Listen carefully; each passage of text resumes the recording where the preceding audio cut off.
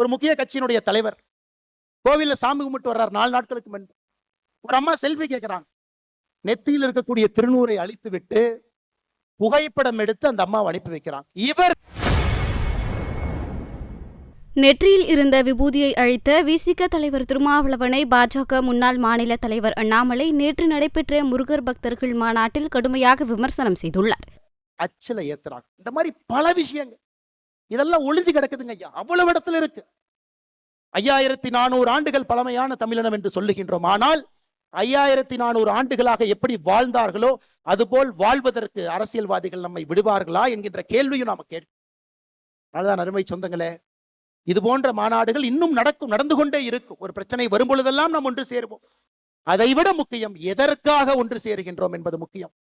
நம்முடைய இனத்தினுடைய அடையாளத்தை தைரியமாக தீர்க்கமாக வெட்ட வெளியில அதை நாம் வெளிப்படுத்த வேண்டிய கட்டாயம் இருக்கு. யாருக்கும் நாம் எதிரி கிடையாது.